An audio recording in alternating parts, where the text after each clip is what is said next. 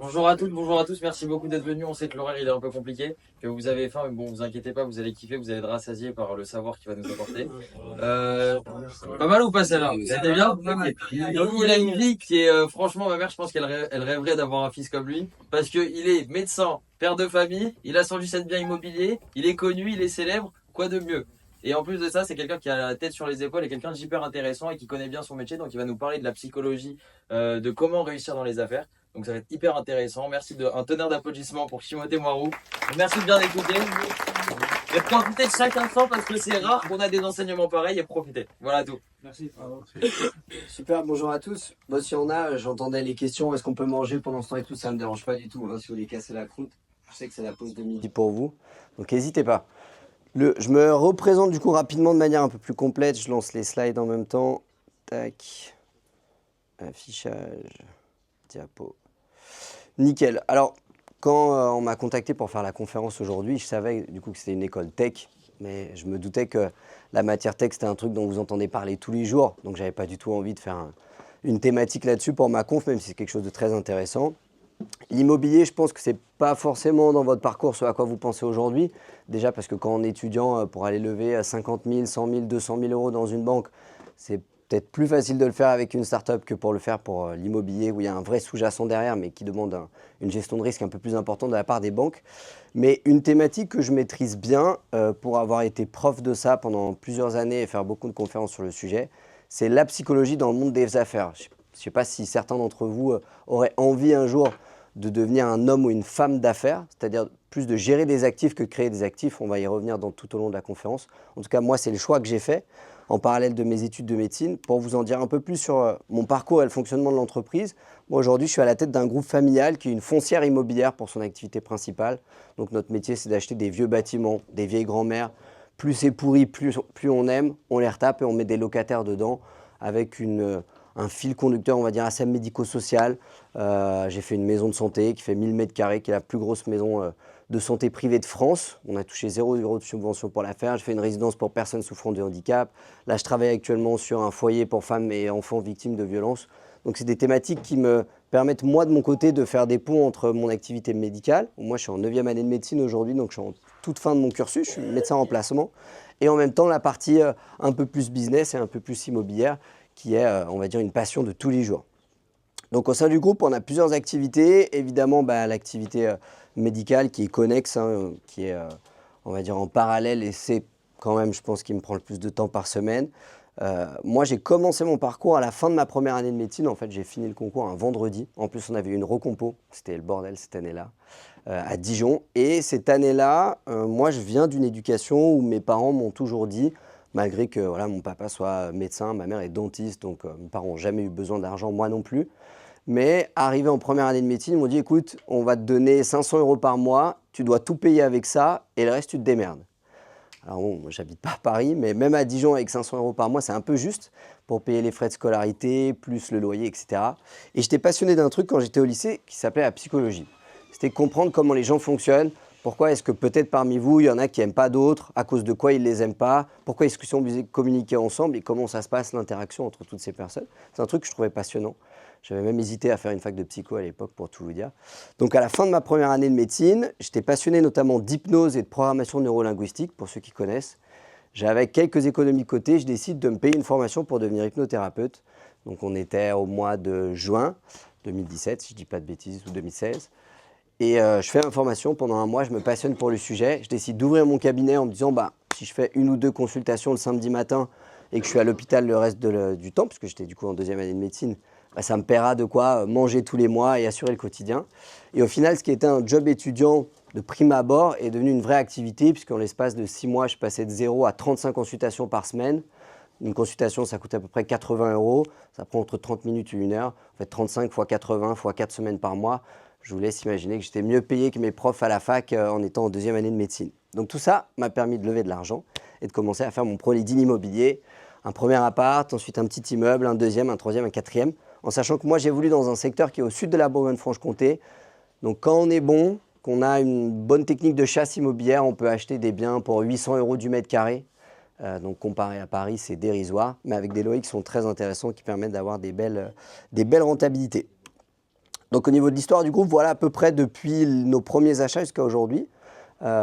Aujourd'hui, alors une chose particulière ce matin, je viens d'avoir la réponse pour une toute nouvelle acquisition de 5 locaux commerciaux pour à peu près 1 million d'euros. Donc j'ai mis à jour les chiffres juste avant de commencer la conférence pour tout vous dire. Donc on a 122 biens immobiliers en portefeuille, dont 70% d'habitation à peu près, et le reste en locaux commerciaux et en bureaux, pour une valeur totale de 12 millions d'euros bruts et presque 1 million d'euros de loyers encaissés par an. Donc c'est vraiment la colonne vertébrale de notre business, l'immobilier, comme vous l'avez compris, et notamment l'immobilier locatif, où on fait pas mal de rénovations. À ce titre, je donne des formations qui sont destinées aux gens qui sont plutôt débutants, c'est comment passer de 0 à 1 pour investir dans l'immobilier à l'aide d'un incubateur qui a été fondé par Yomi Denzel, que vous connaissez sûrement sur les réseaux sociaux, qui est donc mon associé et mon partenaire pour ces formations. L'année dernière, on a accueilli près de 3000 clients et tout ça au moyen d'un canal d'acquisition qui est vraiment the canal d'acquisition aujourd'hui, qui s'appelle les réseaux sociaux. C'est peut-être comme ça que vous m'avez déjà vu sur YouTube ou sur Internet. Au niveau des chiffres médiatiques, toutes plateformes confondues, j'ai à peu près 310 000 abonnés, dont 150 000 sur YouTube, qui sont les plus durs à acquérir et qui ont la plus grande valeur en termes de lead marketing. Pour ceux qui connaissent un peu le sujet, je fais à peu près 9 millions de vues par mois et je fais partie des 3 chaînes francophones avec le plus de visibilité sur la thématique IMO. Pour ce qui est de la conférence d'aujourd'hui, alors un truc, vous êtes peut-être posé la question en vous disant, dans la vie, grosso modo, on a tous besoin de gagner de l'argent. Mais on a tous envie d'être libre. Et alors, gagner de l'argent, c'est assez facile. Vous voyez, moi, je bosse avec un paysagiste pas loin de chez moi. Il prend, entre 400 et 500 euros par jour de prestations. Au final, s'il bosse 10 jours par mois, ça fait 5 000 euros. S'il bosse 20 jours par mois, ça fait 10 000 euros. Sur des charges qui sont modestes, on parle de taillettes, tondeuses, etc. Ça ne coûte pas très cher. Mis à part l'essence, le gasoil pour mettre à l'intérieur, ça ne coûte rien. Mais le problème, c'est que du coup, il a un indicateur qui un jour, il ne pourra pas dépasser, c'est son temps. Et ce sera aussi le vôtre. C'est-à-dire que vous pouvez sacrifier votre vie de famille, ne pas voir vos parents, ne pas voir vos amis, ne pas sortir et gagner beaucoup d'argent. Mais ça, je pense que vous serez d'accord avec moi, en fait, ça ne fait pas rêver. En tout cas, moi, ça ne me faisait pas rêver. Arriver en 2e année de médecine, voir mes profs à la fac qui gagnaient certes peut-être 10 000 ou 10 000 euros par mois, 15 000 euros avec leur honoraire privé, mais pour bosser 90 heures par semaine, ne pas avoir de vie de famille, ne pas voir leurs enfants grandir, je me disais, putain, il faut que je trouve une solution. Et puis, dans mon parcours de thérapeute, donc, comme je vous l'ai dit, je recevais une trentaine de personnes en cabinet par semaine. Un jour, je vois un gars qui vient au cabinet, plutôt malheureux. Moi, j'avais une patientèle qui était très ciblée sur la dépression, donc j'avais principalement des gens malheureux. Et c'était une thématique qui me plaît particulièrement. Et cette personne, elle me dit que voilà, elle possède une des plus grosses menuiseries du coin, qu'elle se verse à peu près 1,5 million de dividendes par an. Donc ça veut dire qu'elle gagne 100 000 euros par mois, ce qui est plutôt correct, je pense que vous l'admettrez. Et au final, il vient me voir et quand je lui demande si vous devez noter votre vie de 0 à 10 aujourd'hui, vous êtes à combien? Elle me dit 0. Là, je me dis, bizarre. Je dis, mais vous travaillez beaucoup aujourd'hui? Elle me dit, un petit peu moins, mais je travaille quand même 70 heures par semaine. Je dis, ah oui, c'est quand même un petit peu moins, ça fait quand même pas mal. Et c'est là où j'ai eu une sorte de prise de conscience où je me dis, mais comment c'est possible que ce mec qui est ultra successful, qui est reconnu à son échelle locale, qui est une entreprise florissante, qui a, je ne sais plus combien il avait de salariés, mais c'était 50 ou 60 salariés, tout le monde l'adorait, etc. Il se retrouve dans mon cabinet et il me dit, je suis malheureux, je ne sais pas comment faire pour m'en sortir. Et c'est là où, à discussion avec lui et en réfléchissant un petit peu, je me suis rendu compte que des personnes que vous connaissez, comme lui, Armancio Ortega, le fondateur de Zara et l'un des plus gros propriétaires immobiliers privés au monde, Xavier Niel, je ne vous le présente pas, François Pinault, je ne vous le présente pas non plus. En fait, ces mecs-là, il y a un truc qu'il faut comprendre, c'est qu'ils ne gagnent pas d'argent avec leur travail. Ça, c'est vraiment, s'il y a un truc que vous devez retenir de ces conférences, c'est que les gens riches, ils ne gagnent pas d'argent avec leur travail. Ils gagnent de l'argent avec ça. De l'immobilier, de l'or, des cryptos, des entrepôts, des terrains, des exploitations agricoles. Ce qu'on va appeler des actifs. À l'inverse d'un passif, demain, vous faites un crédit chez Conforama pour acheter une télévision écran plat pour regarder Netflix. C'est ce qu'on appelle un passif. C'est-à-dire que vous avez dépensé de l'argent dans quelque chose qui, au fur et à mesure du temps, va perdre de la valeur. On appelle ça une dépréciation monétaire. Demain, vous achetez un appart à Paris, bien placé, dans un quartier que vous avez sélectionné à un prix attractif. C'est ce qu'on appelle un actif. C'est-à-dire que vous avez stocké votre argent dans quelque chose qui va faire que votre argent se reproduit. Grosso modo, c'est ça. Vous faites travailler l'argent pour vous. On peut parler de rendement. Alors, on sait qu'un actif avec un faible risque c'est plutôt entre 2 et 4%. Plus on monte, plus il y a de risques. Ce qui veut dire que plus on veut aller chercher un rendement intéressant à l'année, je mets 100 sur la table à 10%, à la fin de l'année j'ai 110. Plus on veut aller haut en termes de rendement, plus on a un risque-prix qui est important. Ok? Ouais. Vous me permettez une question Ouais, bien sûr. Comment? Vous avez quel âge? 26. Donc je suis allé plutôt vite par rapport à la moyenne. Et j'ai eu la chance en fait, dans mon parcours, un truc qui est particulier, c'est que grosso modo, on joue tous au Monopoly. Dans la vraie vie, je pense que c'est pour ça que vous êtes là. Et vous pensez que l'école ici va vous apprendre les meilleures règles du Monopoly pour arriver à la dernière case. Moi, l'avantage que j'ai eu dans mon parcours, c'est qu'à 18 ans, je rencontrais tous les week-ends, puisque moi je consultais les week-ends, des gens qui avaient fini le jeu. Et ça m'a permis de comprendre assez vite comment on le gagne et comment on le perd. Et travailler, vendre son temps comme de l'argent, je peux vous le dire d'avance pour avoir vu des centaines de personnes de 65 ans arriver à la retraite que vous pourriez considérer ultra successful, ils ne sont pas heureux. Je vous le dis d'avance. Donc ne jouez pas la partie comme ça, jouez la partie comme ça. C'est la seule manière en fait d'arriver à décorréler son temps du niveau de richesse qu'on arrive à accueillir. Donc tout ça, c'est du patrimoine. Dans la grande famille des actifs, on a deux grandes catégories, deux grandes branches. Les actifs immobiliers d'un côté, dans lequel on a l'immobilier résidentiel, l'immobilier commercial, l'immobilier industriel, l'immobilier de logistique et la pierre papier, qui est d'acheter de l'immobilier, mais sous forme de titres financiers. Vous connaissez peut-être les SCPI, Sociétés civiles de placement immobilier, où ça rentre dans la catégorie des actifs immobiliers, mais c'est quelque chose que vous pouvez payer par carte sur Internet en 5 minutes. Et deuxième grande catégorie, vous avez les actifs mobiliers, on va appeler ça, parce qu'on les définit comme mobiles, où là, vous allez avoir la bourse, les actifs numériques, et puis ensuite, on va avoir les actifs un peu plus alternatifs, je pense aux montres de collection, aux œuvres d'art, aux voitures de collection, les bouteilles de vin à grande valeur, etc. etc. OK? D'après vous, si on prend la moyenne des 500 plus grandes fortunes françaises, leur patrimoine, je parle bien de leur patrimoine hors entreprise, c'est constitué à combien de pourcents d'immobilier? D'après vous? 80, 90, 40? C'est 75. Ça veut quand même dire que 2/3 de tout ce qu'ils possèdent, c'est de la pierre. Et en fait, ce n'est pas pour rien, c'est parce que l'immobilier permet d'avoir des rentabilités qui sont largement supérieures à toute catégorie d'actifs, surtout en France. Et c'est pour ça qu'il faut faire de l'immobilier en France et pas à l'étranger, grâce à ce qu'on appelle l'effet de levier immobilier. Vous avez 10 000 € de côté, vous allez dans une banque avec un bon scoring bancaire. Et quand on connaît ce que c'est le scoring bancaire, on peut s'y adapter et faire en sorte d'avoir un bon dossier. On emprunte 100 000, ces 100 000, on les place à 10% de rentabilité, ce qui fait 10 000 € par an. J'ai mis 10 000 sur la table. Chaque année, mon patrimoine augmente de 10 000 €. Ça fait combien de rentabilité, ça? Ça fait 100%. Pendant 10 ans, 15 ans, en fonction de la durée de crédit que tu prends. Mais grosso modo, c'est 100% de retour sur capital. Il n'y a aucune catégorie d'actifs qui peut vous permettre de prendre aussi peu de risques que l'immobilier, à effet de levier, encore une fois, en France, puisque si demain vous voulez investir à Bali, c'est une toute autre histoire. L'effet multiplicatif de je mets 1 sur la table, on me prête 10, n'existe plus, c'est plus du tout le même. Mais pour ce qui est de l'immobilier français, ça permet d'avoir des rentas qui sont énormes. Et comme vous l'avez vu justement, c'est ce qui, moi, m'a permis de faire grossir mon patrimoine vitesse grand V. J'aurais jamais pu faire ça avec la bourse, impossible, même en étant un très bon trader. Mais avec l'immobilier, je peux. Et par le fait que j'ai une bonne tête de premier de la classe, qu'en plus je suis médecin et qu'en plus j'avais mon entreprise à côté, les banques me prêtent. En plus, j'arrive à leur parler assez bien, on va dire. Donc la recette, c'est celle-ci.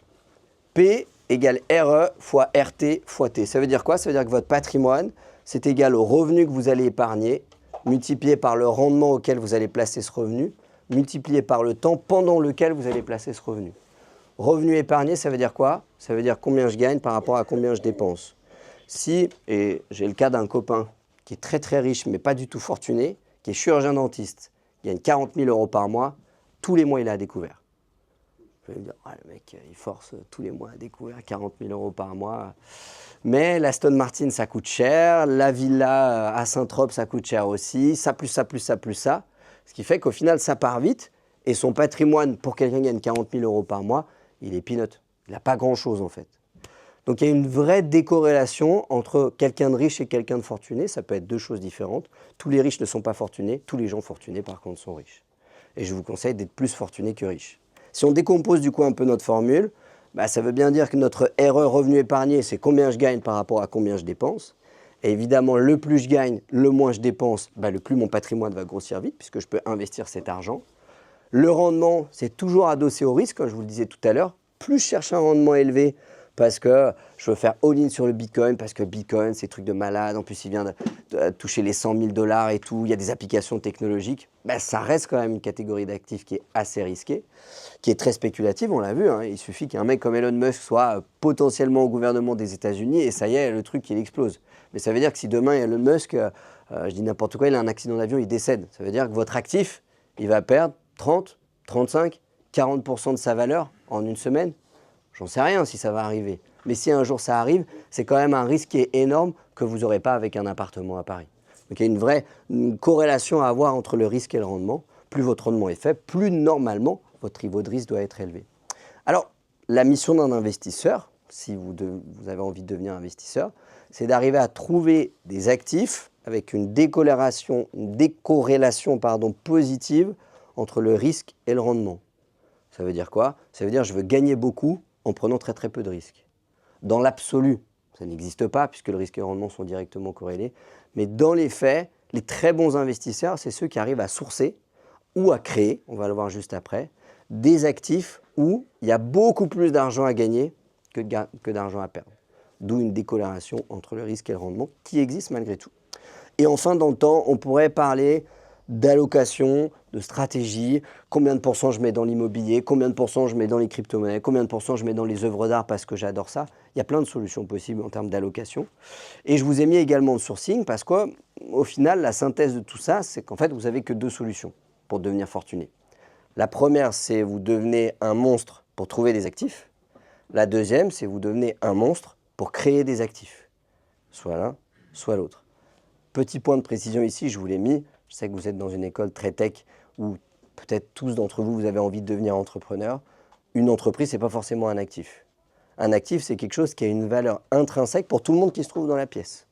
Moi, demain, j'ai un cabinet médical. Valeur d'un cabinet médical, 0. Le matériel, la table d'examen, quelques centaines d'euros. Mais ça vaut 0. Pourquoi? Parce qu'aujourd'hui, on n'achète pas un cabinet de médecin. Il y a des patients partout dans la rue, donc ça n'a aucune valeur vénale. Demain, vous avez une entreprise, je prends un exemple en tête que j'ai vu il n'y a pas longtemps, vous êtes parmi les youtubeurs français les plus connus, okay, vous faites des dizaines de millions de vues par mois, et tout ce que vous vendez est axé sur votre tête, ce qu'on appelle le personal branding. Valeur de votre entreprise, quasiment 0. J'ai rien dit, mais merci de ta remarque. Et c'est là une vraie difficulté parce que du coup, tout le business axé sur le personal branding, il a bien évidemment des facilités, il a bien évidemment des avantages, mais s'il a une grosse faiblesse, c'est qu'au final, c'est scalable dans une certaine mesure, mais surtout, il n'y a pas d'outside possible. C'est pas comme vendre une start-up qui s'appelle Pierre-Paul Jacques, père et fils, j'en sais rien, et qui est axée sur un produit, une technologie et non pas un personal branding. Alors on pourrait dire qu'il a une belle entreprise, certes, mais ce n'est pas son patrimoine. Ça ne peut pas rentrer dans son patrimoine puisque ce n'est pas vendable. Ok? Clair pour vous, cette notion de pas vendable? Ouais. Cool. Alors, le dénominateur commun, quoi que vous fassiez, dans tous les cas, sera la psychologie. Et aujourd'hui, dans la conférence, c'est pour ça que j'ai voulu vous parler de ça. C'est un sujet très transversal, je pense qu'il va tous vous toucher. Les éléments à prendre en compte, si jamais on fait un schéma assez simple de qu'est-ce que c'est la psychologie humaine, assez simpliste, on a une partie d'environnement. Vous avez tous déjà entendu, nous sommes la somme des 5 personnes qu'on fréquente le plus. Vous savez pourquoi? Non. À cause de ce qu'on appelle le système des neurones miroirs. C'est en fait un système neurologique qui fait que si vous êtes un groupe de 10 potes, qu'il y en a 9 qui fument des cigarettes, vous êtes le 10e, je peux vous le dire statistiquement, scientifiquement, neurologiquement, au bout d'un moment, vous fumerez des cigarettes. Et ça, c'est la science qui l'a démontré. Si vous évoluez dans une famille où il n'y a que des milliardaires, statistiquement, vous serez un jour milliardaire. Okay? Sans parler d'héritage et quoi que ce soit. C'est parce que le cerveau humain, naturellement, il va avoir tendance à mettre à niveau deux cerveaux qui sont côte à côte, qui se fréquentent, qui discutent, qui partagent leurs valeurs, leurs projets, leurs buts, etc. Donc si ici, vous avez un groupe de potes où il y en a 4 qui disent « Non, mais moi, tu sais, je vais prendre un petit job chez BNP Paribas, service informatique, ou chez Vinci, ou à droite ou à gauche. Puis moi, tu sais, 2-3 000 euros par mois, ça me suffit, c'est très bien. Et ça peut être un objectif. Mais que vous vous dites, non, mais moi, je veux être le prochain Xavier Niel français. Moi, je ne veux pas être salarié de BNP ou de je ne sais quoi. Ben, en fait, si vous êtes le 5e et que les 4 autres, ils ont cette mentalité et cet objectif de devenir salarié, la probabilité que vous deveniez le prochain Jamil El-Français, elle est quasi égale à 0. Quasiment.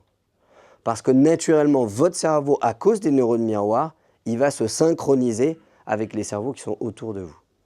Donc le fait de sélectionner son environnement et l'environnement dans lequel vous évoluez, c'est le principe de cette école, hein, c'est à la fois de vous faire du carnet d'adresses, de vous apprendre des choses et d'être dans un environnement qui est aidant pour votre cerveau et pour vos connaissances. Ça va avoir un impact sur tout le reste de la pyramide, d'où le fait que c'est à la base. Ok ? Ensuite, vos comportements. Dans la vie, quand on fait un truc qu'on n'a jamais fait, c'est super dur. Je ne sais pas si ça vous est déjà arrivé, commencer à travailler sur une matière, on discutait cybersécurité. Quand cybersécurité, vous ne savez même pas donner la définition du dictionnaire, les premiers cours de cybersécurité, ça va être un peu chaud. Et c'est normal. Mais en fait, petit à petit, imaginez que dans votre cerveau, neurologiquement, c'est un peu comme si vous demandiez à votre esprit de rouler sur une route de campagne. Imaginez, vous avez une petite Clio 2 qui a besoin de faire sa révision, tout ça qui n'est pas super solide, et vous lui demandez d'aller rouler sur une route où il y a des nids de poules, des obstacles, il n'y a pas de panneaux, il n'y a pas de signalisation. C'est super dur et ça va vous provoquer énormément de stress. En médecine, on dira ça fera monter votre cortisol. Je réponds à ta question juste après. Plus vous allez rouler sur cette route, plus votre cerveau va comprendre que vous allez venir souvent sur cette route. Donc au début, il va la transformer en une route de campagne. Ce n'est pas encore le top du top, mais vous arrivez déjà à rouler un petit peu plus vite. Il y a des automatismes qui se créent et il y a même du plaisir qui arrive à partir de ce moment-là. Et si vous continuez d'insister dans la cybersécurité, cette route de campagne va se transformer en route nationale. Et si vous insistez encore, la nationale va devenir une autoroute, puis ensuite le périph' parisien, où là on peut rouler à n'importe quelle vitesse. Donc plus vous faites de quelque chose, plus ce quelque chose sera facile pour vous. Et ça, c'est scientifique. Ouais. La courbe de progression est pourtant la plus forte au tout début. Oui, parce que c'est là où on n'a pas du tout de savoir et c'est beaucoup plus dur de transformer une route de campagne, de goudronner la première fois et de mettre les premiers panneaux, faire passer une nationale en autoroute. En fait, c'est pas si compliqué que ça, métaphoriquement. Ça répond à ta question ? En fait, c'est intéressant parce que vous dites que c'est concrètement la plus dure, mais c'est aussi où la courbe de progression est la plus forte. Exactement. Forcément, c'est très gratifiant, on dit gratifiant, donc forcément on a le sentiment de ne pas toucher le plafond de verre, donc on va faire plus loin.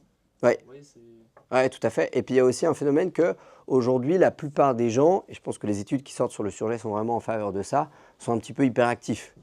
C'est-à-dire que c'est plus facile pour le cerveau humain d'être moyen partout que d'être expert dans un domaine. Et parce que le cerveau humain est fait de cette façon-là. Il va préférer butiner à droite à gauche plutôt que de dire « moi, je veux devenir un crack en cybersécurité ». D'où le fait que le début de la courbe de progression est un petit peu plus accéléré et d'où le fait aussi qu'il y a tout à faire. Une fois que vous êtes déjà, je sais pas, parmi les 10 premiers ingénieurs informatiques en cybersécurité reconnus sur la place, vous avez fait des études, vous avez publié des articles de recherche, tout ça, vous êtes renommé, d'aller être dans le top 10 mondial, c'est au final beaucoup plus dur, mais par contre, le chemin à parcourir en termes de courbe de progression, il est moins loin que de passer de 0 à une nationale. C'est logique. Ok ? Les capacités, donc tout le monde, quand on apprend un truc, on passe par 4 phases. Premièrement, inconsciemment incompétent. Quand vous étiez petit, vous aviez 4-5 ans, vous ne saviez pas que vous ne saviez pas conduire. Okay. Vous avez vu vos parents conduire, mais ça ne vous a même pas traversé l'esprit de dire « tiens, si moi je conduisais, est-ce que je sais faire ou est-ce que je ne sais pas faire ?» Si jamais vous persistez là-dedans, vous allez devenir du coup consciemment incompétent. Vers vos 7, 8, 9, 10 ans, en fonction de votre niveau de maturité, vous avez pris conscience que vous ne savez pas conduire une voiture. Okay, c'est le principe de départ. Et peut-être qu'aujourd'hui, vous allez prendre conscience que vous êtes une bille en psychologie humaine. Avant aujourd'hui, si ça se trouve, vous ne le saviez pas. Aujourd'hui, vous allez potentiellement le savoir ou pas. Une fois que vous allez décider de passer le step d'apprentissage, vous allez du coup devenir consciemment compétent. Vous allez commencer à vous exercer, vous allez conduire votre voiture, mais il y a une mécanique qui est difficile pour regarder les angles morts, passer les vitesses, embrayer, etc., etc. C'est au début où on commence à passer le permis de conduire pour ceux qui l'ont passé. On passe toujours par cette phase-là. Et si on poursuit encore notre apprentissage, on va même devenir inconsciemment compétent. C'est là où il n'y a même plus besoin de réfléchir pour faire les choses. C'est le statut qu'on vise tous dans notre domaine d'expertise. Moi, c'est le cas dans le domaine médical. L'objectif d'un médecin qui est performant, c'est il arrive, il écoute le malade parler 5 minutes, c'est déjà ce qu'il a. Parce qu'il est inconsciemment compétent dans la discipline. Ok ? La partie croyance, parce qu'on a chacun nos cartes du monde. Je ne sais pas ce qui est bien pour vous, vous ne savez pas ce qui est bien pour moi. On a chacun nos valeurs. C'est ce qu'on appelle en psychologie la carte du monde. L'identité, c'est votre personal branding. Si je vous demande qui êtes-vous, vous allez me dire je suis étudiant, je suis un homme, une femme, je n'ai pas de sexe, peu importe. Mais ça fait partie de votre identité. Et la partie spirituelle, c'est pourquoi et pourquoi tout attaché, pourquoi vous êtes là, pourquoi vous êtes dans cette école, pourquoi vous vous êtes inscrit, pourquoi est-ce que vous êtes levé ce matin. Et là, on touche à des notions un peu plus abstraites qui sont la spiritualité. Alors maintenant, imaginez que dans la vie de tous les jours, dans les affaires, la sphère perso, tout ça, vous sachiez exactement comment fonctionne la personne qui est en face de vous. Ce serait incroyable. Imaginez que vous ayez en fait le mode d'emploi du cerveau des gens qui sont autour de vous. En fait, ça existe et ce qui va gérer tout ça, c'est ce qu'on va appeler grosso modo notre personnalité, où on peut faire des grandes thématiques. Et le modèle que je voulais vous présenter aujourd'hui, c'est pour moi un des plus complets, il s'appelle l'énéagramme. C'est un modèle qui est utilisé dans pas mal d'écoles de commerce aux États-Unis, dans les organismes bancaires qui utilisent ça pour faire du profilage de clients, les compagnies d'assurance également, dans l'enseignement. Alors c'est un modèle qui vient plutôt d'une thématique anglo-saxonne, on va dire, mais qui est vraiment enseigné partout dans le monde. Et moi, je vais vous en présenter les principaux aspects. Alors l'énéagramme, c'est cette figure que vous voyez là, qui stipule qu'on a grosso modo 9 types de personnalités différentes. En fait, ce n'est pas un modèle qui est normatif. Il ne faut pas que vous voyez ça comme étant ça met les gens dans des cases, tout ça. Parce qu'en fait, des cases, il y en a plein. Il y en a près d'une centaine. Parce qu'on peut avoir une base. Ici, vous avez tous chacun une base qui va de 1 à 9. Je vais vous les présenter juste après.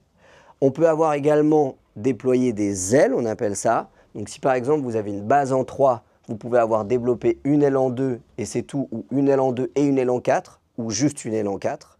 Donc ce qui augmente le nombre de combinaisons possibles. Et on a également des pistes de ce qu'on va appeler les intégrations et les désintégrations.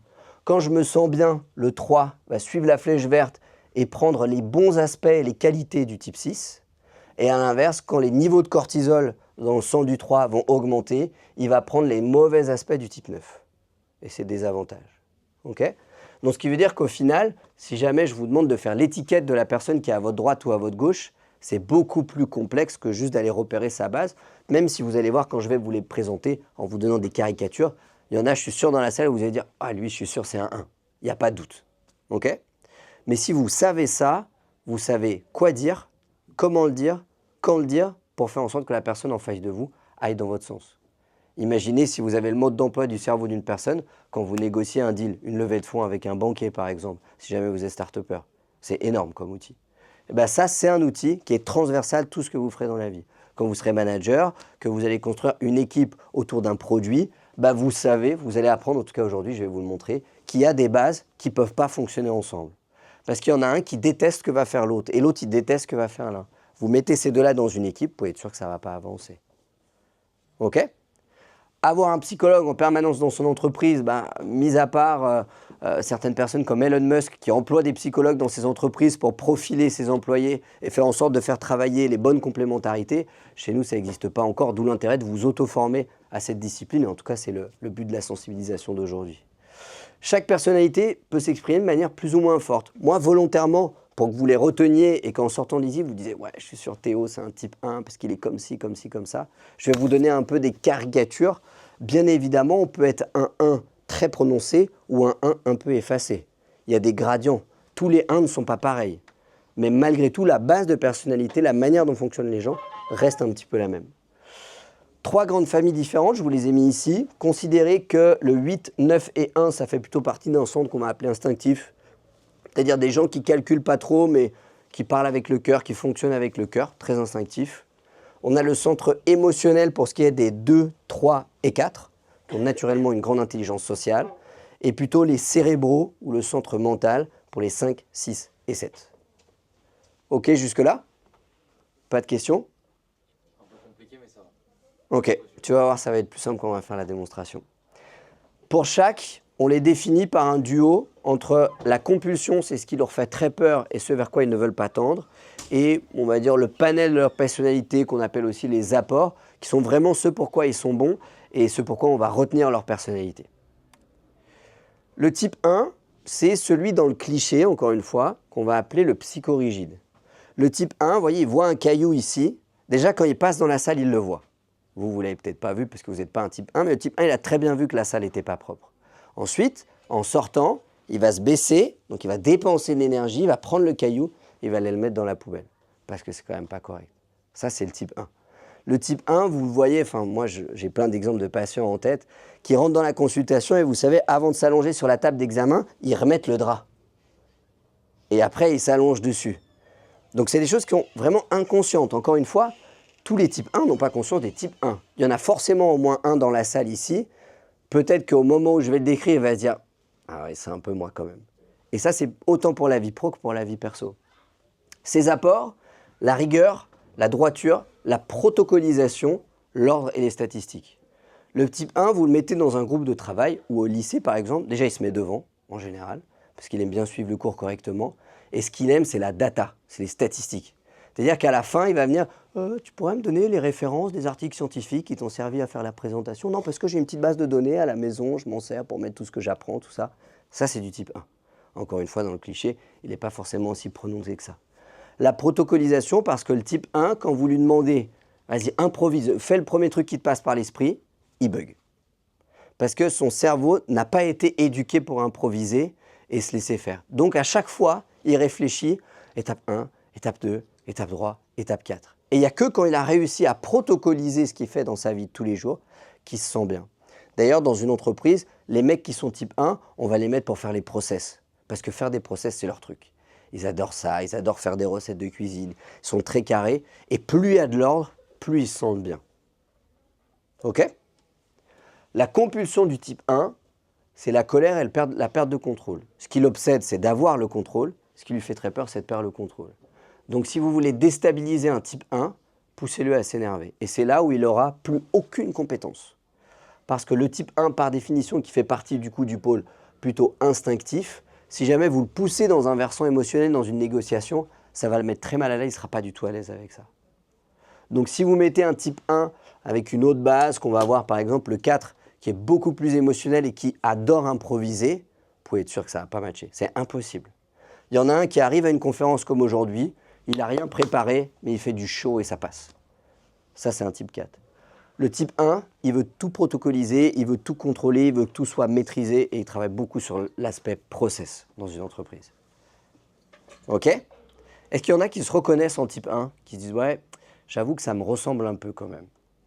Je pense que tous à des degrés différents.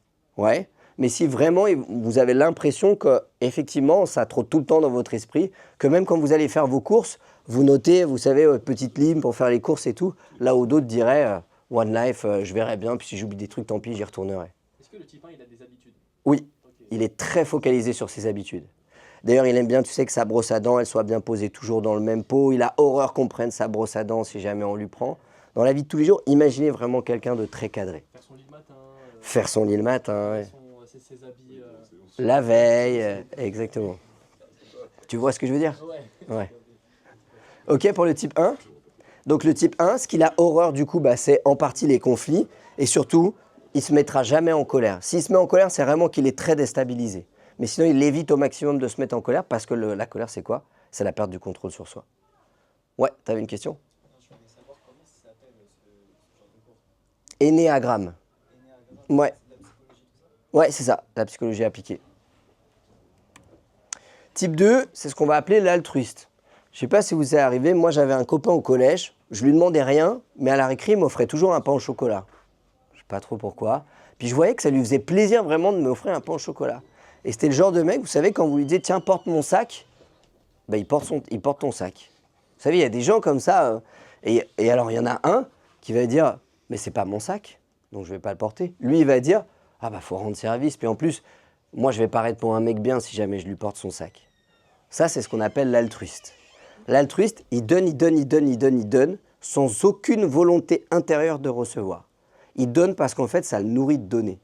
C'est typiquement le cliché de la mère de famille qui va dire « Ah, j'ai tout donné à mes enfants, je me suis abandonné pour mes enfants ». Et c'est vrai, c'est-à-dire qu'elle, elle n'existe plus et ses enfants passent d'abord. Ça, c'est plutôt une base en deux.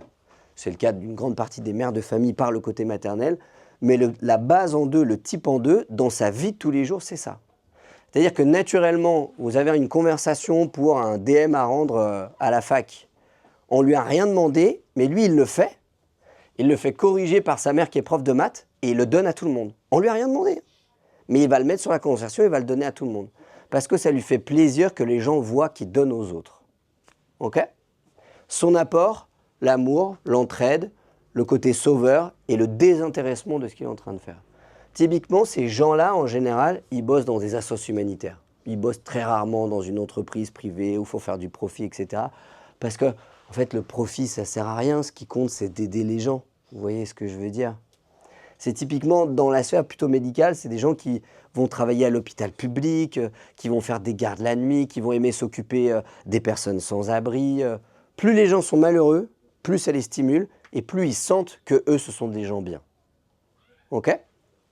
Sa compulsion, l'isolement, la solitude, s'il fait tout ça, c'est avant tout pour pas être seul.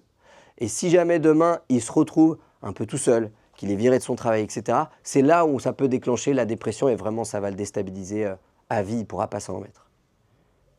Ouais. Je pose beaucoup de questions parce que c'est beaucoup intéressant, mais il veut la validation des autres aussi. Ils veulent la validation en termes de morale. C'est-à-dire que le mieux que tu puisses faire pour un type 2, il te rend un service, tu viens le voir et tu fais « franchement, merci beaucoup ». Et là, lui, c'est un orgasme pour lui. Il adore ça. Et il fait tout pour ça d'ailleurs. Ok? Donc il a un énorme besoin de reconnaissance. Ça marche? Comment motiver un type 2? Lui dire merci. Et lui, il adore ça. Merci, t'es un mec génial, vraiment. T'es quelqu'un d'exceptionnel. Ah bah là, il a une tachycardie, c'est sûr. Parce qu'il adore ça. Là où lui, tu lui dis, putain, le protocole que t'as fait, c'est carré et tout. Franchement, les process, ils sont pros. Là, vous le faites kiffer à mort. Lui, il adore ça. Il adore voir qu'il est carré, et surtout sentir que ce qu'il fait, il y a du protocole, il y a de la norme, il y a tout ce qu'on a vu précédemment. OK pour le 2? Ouais. Le 3. Le 3, il est plus particulier, c'est un type qui est assez courant dans des écoles, il s'appelle le battant. C'est, dans le cliché, le professionnel du serrage de main. Vous le mettez dans n'importe quelle soirée, s'il veut, à la fin de la soirée, il a les coordonnées tout le monde. OK? Si c'est un mec, en général, en 2024, il sera très, très, très dragueur. Et pour lui, on a l'impression que tout est facile. C'est-à-dire que c'est typiquement le cliché du mec pas très beau, mais qui a toujours une nana magnifique. C'est un cliché que je vous donne pour vous donner des images. Il est très, très bon en vente, en communication, il a un esprit très compétitif, et ce qui l'intéresse, c'est la réussite. Au-delà même de la réussite, c'est-à-dire que pour lui, il n'y a rien au-dessus de ça. C'est-à-dire que vous jouez à un jeu de société, lui, il te laisse gagner, lui, il lit le protocole des règles, tu sais, avant de commencer. Ah, je me souviens plus des règles du tarot, tout ça. Attends, je vais quand même relire sur Internet. Tout le monde s'en fout. Enfin, moi, je m'en fous peut-être parce que j'ai pas une base en 1. Lui, il te laisse gagner parce qu'il dit « Ah, mais moi, j'aime bien, tu vois, quand il y a une bonne ambiance et tout, on se prend pas la tête. Et puis, moi, je m'en fous de gagner. Moi, je joue pour jouer. » Le dicton de « Le plus important, c'est de participer », ça a été inventé par une base 2. Hein. Okay. Le 3, il dit « Non, mais moi, jeu de société ou pas de jeu de société, si je perds, je te préviens, je triche. » Ok? Ça, c'est une base en 3. Donc, le cliché du vendeur de voitures, vous savez, qui passe partout, qui a le côté social très facile, etc. Ça, c'est de la base en 3. Ce qui lui fait très, très peur, c'est l'échec. Il n'y a rien qui le démoralise plus que ça. D'ailleurs, pour lui, même s'il a une vision de la réussite assez haute, encaisser les échecs, c'est chaud, quoi. Là où lui, il peut faire des recettes de cuisine quasiment jusqu'à la mort. L'échec, ce n'est pas forcément ce qui va le stimuler le plus. Lui, il est très attaché à ça. Quand vous avez un Will Smith, acteur américain, vous connaissez tous, qui dit sur un plateau télé, si jamais on monte tous les deux sur un tapis de course, il y a 2 solutions. C'est soit tu t'arrêtes en premier, soit je meurs d'épuisement. Ça, c'est un vrai dicton d'un type 3. C'est-à-dire, je préfère mourir que de perdre. Et je préfère y laisser mon honneur, ma famille, tout ça. C'est le gros piège du type 3. Hein. C'est qu'il n'y a rien qui passe avant la réussite. C'est l'ego? L'ego, en partie, ouais. Ok. Ça peut être une femme ou un homme, bien sûr. Hein. Tout à l'heure, vous avez dit que donc, cette image, le logo, ça vous permet, au niveau des négociations, Ouais. à mieux réussir et à mieux gérer la personne. Ouais. Maintenant, comment au démarrage, dès que vous allez rencontrer quelqu'un, vous allez pouvoir se baser, par exemple, c'est une base en 3. La base en 1, vous avez dit, par exemple, quand vous êtes médecin, ils vont remettre le tapis, enfin, le Ouais. Mais une base en 3, un type en 3, il va passer il va pas vous draguer dès le démarrage, quoi. Vous voyez ce que je veux dire? Ah, il va être tenté. D'ailleurs, il va venir te voir, tu sais, il va te toucher. Ouais, Tu le connais pas, mais il va te faire la bise. ouais, et pour tout ce qui est amour, altruiste, amour, le 2. La base en 2 Ouais. démarrage en disant juste un bonjour. Ouais. Pour entamer une négociation, est-ce qu'il y a des questions spécifiques qui vont vous permettre à vous d'orienter votre base? Ouais, après, une fois qu'on aura fait le tour, je vous donnerai des indices qui vous étiquent vers telle ou telle base. Mais typiquement, lui, il est habillé comme un beau gosse, comme une belle gosse. Lui, en général, pas trop. Déjà, c'est un premier indice. C'est-à-dire qu'une personne très très soignée sur soi, s'il est en costume cravate, qu'il n'y a rien qui dépasse, mais du classique, ça peut t'orienter vers ça. Si c'est un mec qui a la dernière paire de chaussures à la mode, ça peut t'orienter vers ça. Ok? Si c'est quelqu'un d'à peu près normal, tu peux t'orienter vers le type 2. Mais encore une fois, c'est toujours une somme d'informations qui t'amène à supposer que la base de la personne en face de toi, c'est ça. Mais la certitude, il faudrait 1 heure d'entretien psychologique pour le savoir. Mais il y a quand même des indices qui ne trompent pas. Et je suis sûr déjà qu'avec les 3 que je vous ai dit là, dans votre promo, vous êtes dit, ouais, lui, c'est sûr, c'est le cliché du type 2. Ouais. Comment on fait quand on se reconnaît sur tous les types? Alors petit à petit, quand je les aurai tous faits, il y aura forcément une dominante, mais c'est possiblement que tu as développé des ailes, voire même des pistes d'intégration et de désintégration. J'y viendrai juste après, tu vas mieux comprendre. Ok, un altruiste? Tu portes le sac des autres? Non, pas trop. C'est pas grave, hein. Chacun a ses avantages, ses inconvénients, comme vous l'avez vu. Hein. Un peu des 2 premières. Ok, donc probablement une base quelque part et une aile qui a été développée quelque part.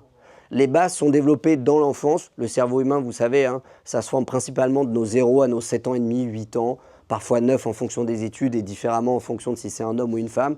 Mais grosso modo, la base à 10 ans, on l'a. D'ailleurs, vous regardez des gamins dans une classe, vous preniez cette grille-là, vous allez arriver à repérer, ah ouais, ça c'est le 2, il porte le sac de tout le monde. Ah ouais, ça c'est le 3, c'est celui qui parle fort, qui fait tout le temps des conneries. Ah ouais, ça c'est le 1, il est au premier rang, il a des lunettes bien rondes, il écoute la prof, il est super sage, il dit bonjour madame, merci madame, au revoir madame.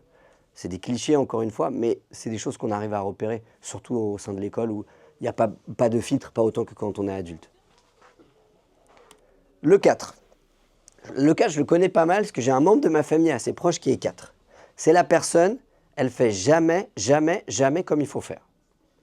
C'est pour ça qu'on l'appelle l'artiste. L'artiste, c'est, vous lui dites il faut venir à telle heure, il vient jamais à l'heure. C'est, vous lui dites le devoir, il faut faire ça, ça, ça, il va pas le faire. Il va tout le temps être hors sujet, il va partir en live complet. Parce que l'artiste, ce qu'il a comme qualité première, c'est la créativité. D'ailleurs, souvent, ils vont dire, mais les gens ne me comprennent pas parce que je suis trop créatif. Ça, c'est typiquement le cliché du 4. Là où là, il va dire, complètement taré celle-là. Je pense à une femme, parce que le membre de ma famille, en l'occurrence, est plutôt une femme en base en 4. Originalité, émotion, spiritualité, c'est quelqu'un qui a un intérieur très très riche. D'ailleurs, qui va lire des bouquins sur le sujet, qui va se renseigner. C'est quelqu'un qui va plutôt être très intéressé par ce genre d'outils pour comprendre comment je fonctionne, comment comprendre les autres, comment rentrer en connexion avec les autres. Une notion de spiritualité qui est assez forte aussi. Et sa compulsion, c'est la banalité ou la normalité. C'est ce qui lui fait très peur. Vous dites à une base en 4, ouais, en fait, t'es comme les autres. Ah ben là, il se bouffe la rate. Pour une base en 4, c'est très très dur d'entendre ça. Et il va très très très mal le prendre. Là où le type 3, il s'en fout un petit peu. L'altruiste, si vous lui dites c'est bien ce que tu as fait, je suis fier de toi, etc., ça le nourrit. Le type 1, vous l'avez compris, c'est la rigueur. Ok? Donc on peut tout à fait avoir une base en 3, une aile en 4 et une aile en 2. Ok? Les ailes se développent plutôt à l'adolescence ou à la période de jeune adulte, parfois un petit peu plus tard, mais c'est plus rare en termes de statistiques. Et des fois, ça ne se développe jamais. C'est-à-dire qu'il y a des gens, ils ont une base en 4, ils n'ont jamais développé leurs ailes, et ils se portent très bien comme ça. Ce n'est pas du tout indicatif du niveau de bonheur ou quoi que ce soit. OK pour vous?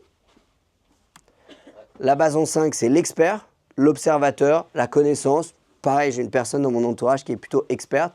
Vous parlez de n'importe quel sujet, elle a tout lu, elle connaît tout sur tout. Et elle connaît tout mieux que vous. C'est-à-dire, vous êtes musulman, vous parlez d'islam à la cafette le midi.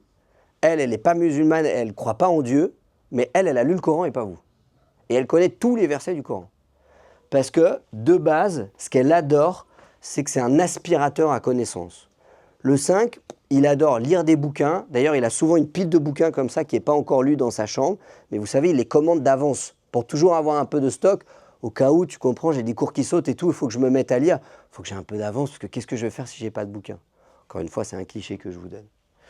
Précision, indépendance, très attaché à son indépendance. Et sa compulsion, c'est la prise de risque, l'inconnu. Si vous l'emmenez sur un territoire qu'il ne connaît pas, il va tout de suite rougir, être très mal à l'aise, se mettre à bégayer, etc. Parce que s'il obsède, c'est de connaître et de maîtriser. OK pour le 5? Le 6, c'est celui qu'on appelle le loyal. Son apport principal en termes de valeur, ce sera la fidélité, la morale, le sens du devoir, la notion de transcendance, c'est-à-dire de servir une cause qui est plus grande que lui. Donc c'est typiquement des gens qui sont naturellement un petit peu plus croyants, qui croient en Dieu, qui ont une communauté, qui font des dons. Ça peut faire un peu penser à l'altruiste, mais par notion de morale. Et eux, ils disent souvent dans leurs phrases, ce que tu fais, c'est mal. Ah, c'est pas bien ce que tu fais. Typiquement, le type 6, dans un groupe de potes, il y en a un qui fait de l'adultère, qui trompe sa nana. Le type 6, ça casse quelque chose. C'est-à-dire que pour lui, c'est important de faire le bien. Et si tu fais pas le bien, on ne sera pas copains. Et attention, le bien et le mal, c'est une notion qui est très personnelle. Mais le bien dans le sens assez catholique du terme, dans le sens assez chrétienté du terme, on va dire. Ok? Ouais. C'est pas, il a plutôt des valeurs à lui propres. Si, c'est ça. Mais dans la majorité des cas, ces valeurs, elles sont dans un modèle hérité historiquement plutôt judéo-chrétienne. Donc le type 6, admettons, on est potes tous les deux. Demain, tu me dis, bah écoute, voilà, j'étais en soirée et tout, j'ai embrassé telle nana alors que tu es marié et que tu as des enfants. Je vais avoir du mal à ce qu'on reste copains. Parce que pour moi, ça ne se fait pas. Là où lui va dire, ah ben faut pas juger. Chacun a son expérience personnelle, on ne peut pas juger les gens. Lui, il juge. Et lui, il vous dit si vous êtes un mec bien ou si vous n'êtes pas un mec bien. Il vous le dira peut-être pas par respect, mais par contre, au fond de lui, il va le penser. Et si vous n'êtes pas un mec bien, au bout d'un moment, il ne traînera plus avec vous. Okay? Parce que pour lui, c'est ça qui est important. Vous avez ensuite le type 7. Le type 7, c'est l'épicurien. J'en ai un dans ma famille aussi, je connais assez bien ce type-là. L'épicurien, ce qu'il a horreur, c'est qu'on lui dise quoi faire et il déteste faire tous les jours la même chose. Ses apports, c'est plutôt la joie, l'optimisme, la positivité, la liberté et le côté un peu multitasking. L'épicurien, moi j'en ai un, je le croise quasiment toutes les années au Nouvel An. L'année dernière, il me disait qu'il allait monter une start-up. Cette année, il va me dire qu'il se lance dans l'investissement dans les chevaux de course. L'année prochaine, il va me dire qu'il va monter un éco-village pour être 100% autonome dans sa maison. L'année d'après, il va me dire qu'il ne fait rien. L'année d'après, il va me dire qu'il s'est mis à la muscu puis il a pris 40 kilos. C'est-à-dire qu'à chaque fois que vous le voyez, il a toujours un truc en tête différent. Et en fait, c'est ce qu'il aime. Ce qu'il déteste, c'est le fait de tout le temps faire la même chose. Là où lui va être super heureux de tout le temps faire la même chose. Parce que ça le fait kiffer, devenir bon dans ce qu'il est en train de faire. Et il va d'ailleurs souvent dire de lui, ok ? Sa compulsion, c'est la norme, la difficulté. Plus vous lui mettez de normes, plus vous le cadrez, plus vous lui demandez des horaires, plus vous lui demandez d'être présent à telle réunion, à l'heure, etc., moins il va le faire. En plus, il a un esprit, l'épicurien, de contradiction qui est naturellement assez fort. C'est-à-dire, vous voulez, la conférence commence à 13h15. Lui, dans sa tête, il sait déjà qu'il va arriver à 13h20. Parce que lui, il s'en fout de ce qu'on lui a dit. Parce qu'il est épicurien. Donc, il ne suit pas le protocole, il ne suit pas les règles. Là où le 1 installé au premier rang va dire, oui, encore lui, comme tous les cours. Ok ? Le type 8, c'est celui qu'on va appeler le leader. Ouais. Sur le 7 ?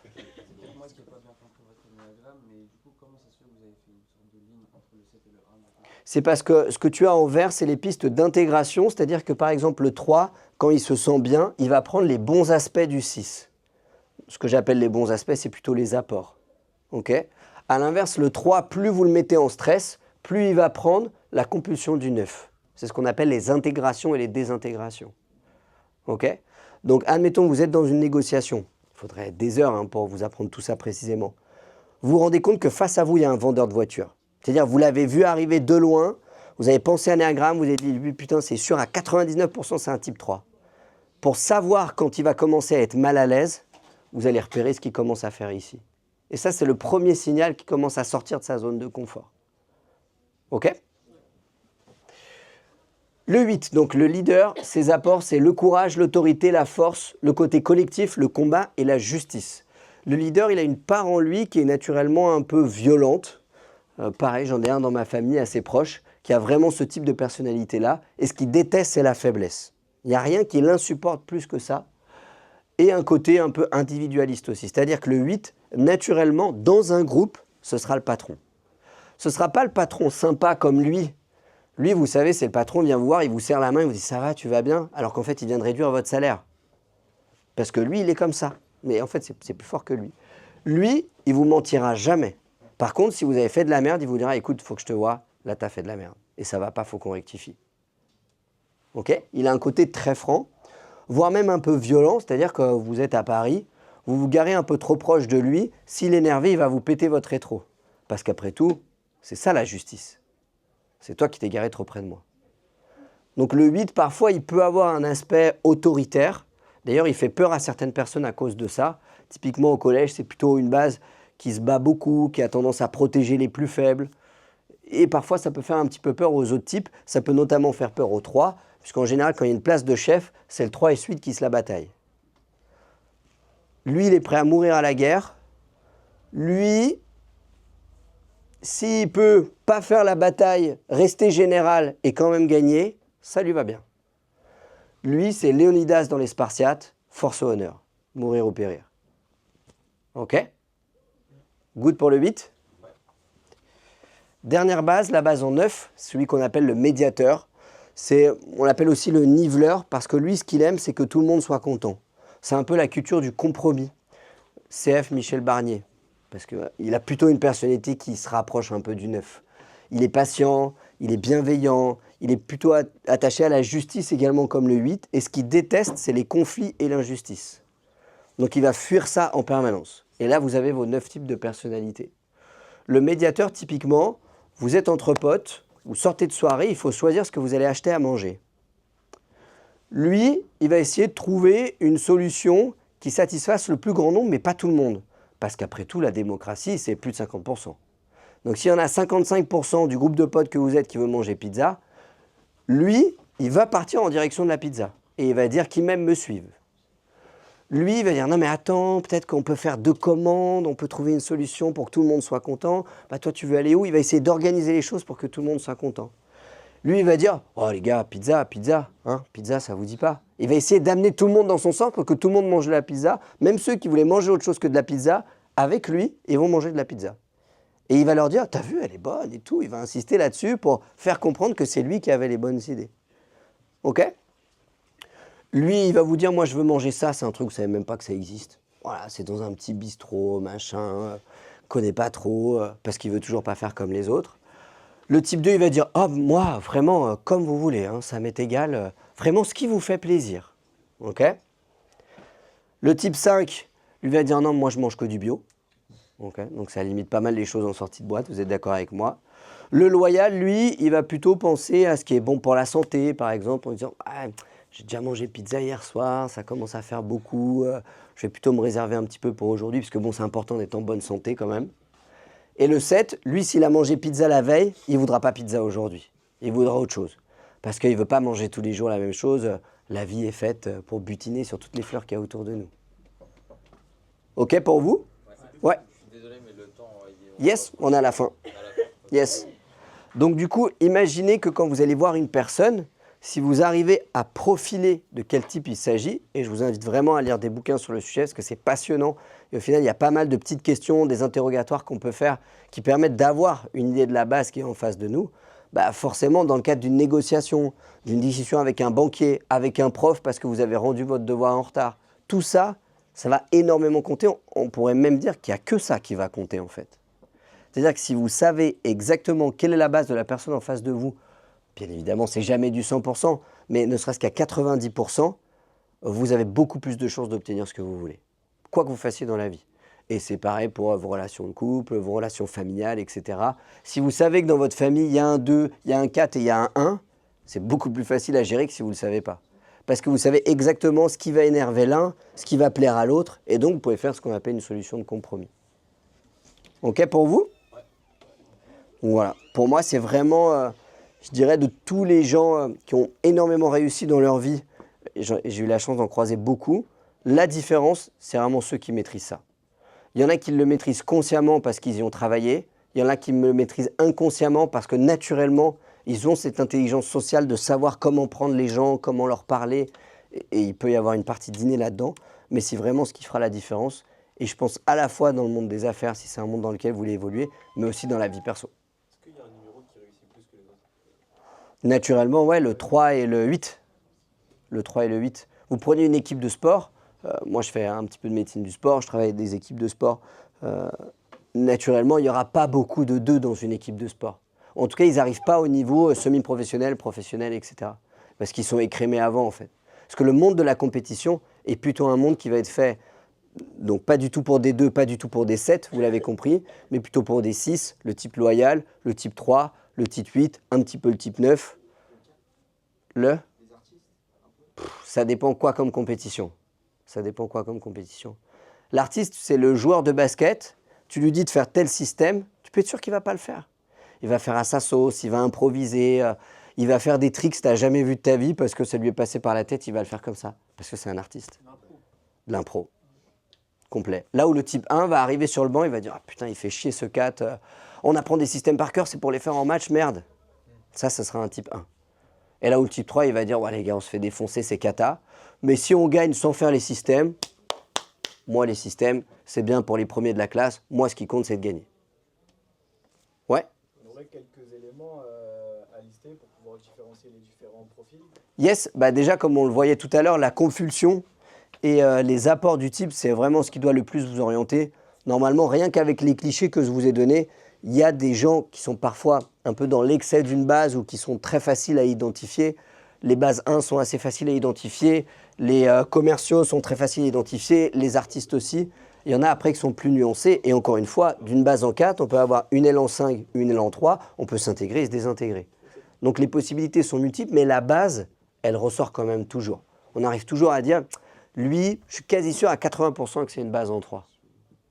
Mais là, on parle par rapport à la compulsion, mais c'est vrai que c'est rare de voir, comme vous l'avez dit, par exemple un 1 perdre le contrôle et Exact. partir en vrille. Donc si je me base que sur ça, que je dois pousser les gens à la compulsion pour voir quelles sont leurs bases, ça va être compliqué. Ben, c'est toujours une somme d'arguments qui t'amène à penser que, comme en fait c'est une anamnèse de ce qu'on fait avec les gens.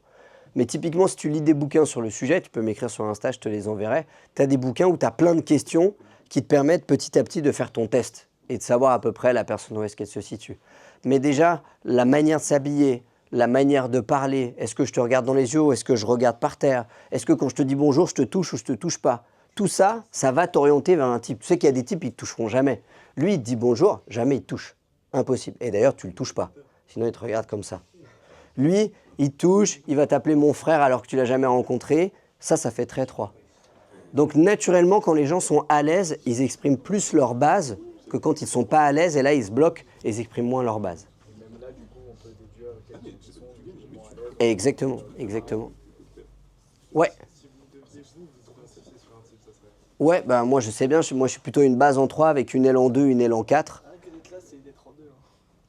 Rien que d'être là, ça, ouais, en tout cas ça se situe par là. Mais bon, de mener plusieurs activités de front, de faire des vidéos sur les réseaux sociaux, d'être assez à l'aise à l'oral, ça fait déjà plutôt 3 hein, comme indice. Ouais. C'est trop rentable d'être 2 parce que si les gens sont gratifiants, bah, c'est du bénéfice parce que les gens vont toujours se souvenir de nous. Ça veut dire, voilà, actuellement, je pense que là, vous avez dû marquer peut-être 2 personnes qui vont se souvenir de vous, qui pensent déjà vous contacter. Et donc, ça va être bénéfique. Ouais, tout à fait. Ouais, tout à fait. Mais un 3 qui n'aurait pas développé son élan 2, il va dire, ouais, tu sais, moi, tant que je gagne, au final, les autres ils peuvent penser ce qu'ils veulent, je m'en fous, quoi. Mais par contre, tu peux te faire facilement manipuler, ouais. Non, je pense que. Non, pas du tout. Je sais pas. C'est trop gentil. Tu peux. C'est un des pièges du 2 d'ailleurs, c'est qu'il se fait souvent manipuler. Mais au fond, souvent, il sait. Oui, mais ok. Ce qui est intéressant, c'est que vous avez dit que pour se comprendre soi-même, bah, pour comprendre les autres, Ouais. dire, vous avez aussi cette facilité d'avoir une façade, par exemple, du 9, alors que vous n'avez pas cette habitude. Ouais, c'est ça. Donc vous pouvez très bien jouer de ça. Exactement. C'est-à-dire que quelqu'un qui maîtrise très bien cet outil, et typiquement dans certaines écoles de commerce américaines où il y a 10, 15, 20 heures de cours là-dessus, à la fois pour masquer son type et aussi pour repérer le type de la personne qui est en face de nous, les gens qui le maîtrisent bien, ils vous font croire ce qu'ils veulent. Et du coup, s'ils ont repéré que vous étiez un 3, ils vont faire comme s'ils étaient un 3 alors qu'ils sont là. Okay, parce qu'ils ont très bien compris que vous étiez 3 et naturellement, les 3 aiment être avec des 3, les 2 aiment être avec des 2, les 1 aiment être avec des 1 parce qu'on a toujours envie d'être avec quelqu'un qui nous ressemble. Et du coup, si moi, par exemple, je le maîtrise, bah, dans une négociation, si je suis avec un artiste, je vais lui dire « Ah, mais je sais pas, je fais de la médecine parallèle, je suis spirituel, je lis des bouquins là-dessus, je crois à la vie après la mort. » Et ça, c'est des trucs où le type 4, il va se dire « Putain, il est comme moi. Il est comme moi. Je sens qu'il est un peu comme ça, mais il est comme moi. » Et forcément, la négociation est plus facile. Ouais. Du coup, ça marche en vrai, mais si Ah bah tu peux lui poser tout un tas de questions pour essayer de l'orienter. Par exemple, vous monsieur, quand vous devez choisir un produit à acheter, comment est-ce que vous fonctionnez? Est-ce que vous regardez sur Internet ou c'est plutôt en fonction de la présentation de la personne?